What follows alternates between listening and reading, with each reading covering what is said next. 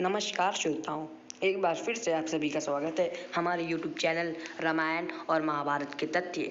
यदि चैनल पर नए हैं तो चैनल को सब्सक्राइब करें और बेल आइकन को दबाना न भूलें, जिससे हमारी नोटिफिकेशन सबसे पहले आपके पास पहुंचे। तो आज हम महाभारत के एक धनुर्धर की बात करेंगे जिसका बल अपने आप में तुल्यमय था। उस योद्धा का नाम है पितामह भीष्म, जिसके लिए स्वयं भगवान कृष्ण को अपनी प्रतिज्ञा तोड़नी पड़ी और रथ का पहिया उठाना पड़ा। जी हाँ मित्रों, ये योद्धा अपने आप में तुल्यमय है। पशुपास्त्र, ब्रह्मास्त्र, वैष्णवास्त्र के ज्ञान इन्हें दुनिया का सर्वश्रेष्ठ धनुर्धरों में एक बनाती है। इनकी शक्ति अपने आप में तुल्यमय है। इन्होंने अपने गुरुदेव भगवान परशुराम को भी परास्त किया था, जो कि अपने आप में तुल्यमय है, जो कि बहुत बड़ी बात है। इन्होंने अपने पिता की विवाह के लिए एक घोर प्रतिज्ञा भी ले ली कि जीवन भर शादी नहीं करेंगे और हस्तिनापुर की सेवा करते रहेंगे जब तक वो हस्तिनापुर को सुखी नहीं देख लेते।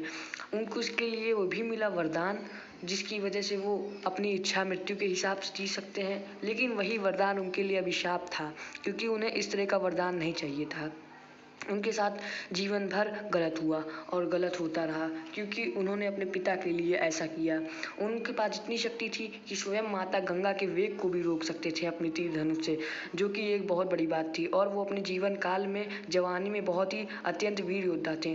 उन्हें युद्ध कौशल में हराना केवल गुरु द्रोण और गांडीवधारी अर्जुन के बस में था, क्योंकि उन्हीं दोनों के पास उनसे अच्छी अस्त्र शस्त्र का ज्ञान था, जो कि बहुत बड़ी बात थी।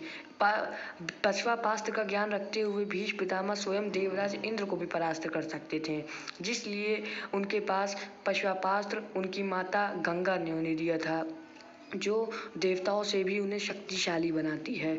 और इस अस्त्र के दम पर वो दुनिया के सर्वश्रेष्ठ योद्धा हैं। तो बिना वक्त जाया करते हुए वीडियो को शुरू करते हैं। उनका सबसे घातक अस्त्र पशुपास्त्र था। यह अस्त्र भगवान शिव का था और यह अस्त्र उनको उनकी माता गंगा ने दिया था, उनका वचन सुन के। और उनका दूसरा सबसे घातक अस्त्र भार्गवास्त्र था। यह अस्त्र उनके गुरु भगवान परशुराम ने उन्हें दिया था जब उन्होंने उनको परास्त किया था। उनका तीसरा अस्त्र ब्रह्मास्त्र था। ब्रह्मास्त्र के साथ साथ उनको पास वज्रास्त्र और इंद्रास्त्र भी था, जो अस्त्र उन्हें अत्यंत घातक बनाता था। इस वजह से उन्हें युद्ध में परास्त कर पाना बहुत ही मुश्किल था। उनके पास एक विशेष धनुष था, जो कि उनकी माता गंगा ने दिया था उन्हें, और पिता शांतनु का वरदान इच्छा मृत्यु था। वही एक ऐसे योद्धा थे जिनको पूरे महाभारत में सम्मान से कहा जाता है। उनके पास आग्नेयास्त्र, वायुयास्त्र और सूर्यास्त्र भी थे, और उनके पास कुछ दिव्यास्त्र और थे। इन अस्त्रों के दम पर उन्हें हर देवता भी नहीं हरा सकते थे। वही महाभारत के पूरे युद्ध में ऐसे योद्धा थे जिनका नाम सम्मान से लिया जाता था, जिन्हें उनकी प्रतिज्ञा के लिए बहुत माना जाता था। और श्री कृष्ण को भी उन्होंने हथियार लाने पे मजबूर कर दिए थे। वे प्रतिदिन 10,000 योद्धाओं का वध करते थे, और जब उनकी मृत्यु हुई तो भी कोई उनको नहीं मार पाया। उन्होंने अपनी इच्छा से मृत्यु को त्यागा और स्वयं श्री कृष्ण और अर्जुन को परास्त करने का दम रखते थे। लेकिन उनके पास कुछ दिव्यास्त्र कम थे जिससे वो उनसे परास्त हो सकते थे। लेकिन उन्होंने अपने जीवन उनको मारने का तरीका भी उन्होंने ही खुद बताया था, जो कि अपनी मृत्यु का कोई भी दूसरे को समाचार नहीं देता है। वो ही ऐसे केवल ऐसे पात्र थे जिन्होंने पूरे महाभारत युद्ध में कभी भी परास्त नहीं हुआ सिवाय अर्जुन से। उनको पूरे महाभारत के युद्ध में स्वयं श्री कृष्ण भी नहीं हरा सकते थे, क्योंकि श्री कृष्ण के पास भी ऐसे अस्त्र नहीं थे। उनको ऐसा योद्धा माना जाता है जो कि महारथी था। उनके पास उनकी वरदान और कुछ पाशुपास्त्र, ब्रह्मास्त्र और भार्गवास्त्र अस्त्र उन्हें अजय बनाता था, जो कि अमर नहीं थे वो, लेकिन बहुत बड़े महारथी थे।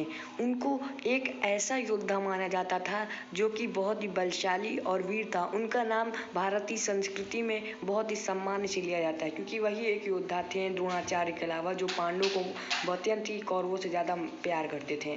तो फिर चैनल को अगर अच्छा लगा तो वीडियो को लाइक करें, सब्सक्राइब करें और शेयर करना ना भूलें, और साथ ही में बेल आइकन भी दबा देना, जिससे हमारी नोटिफिकेशन सबसे पहले आप ही के पास पहुँचे।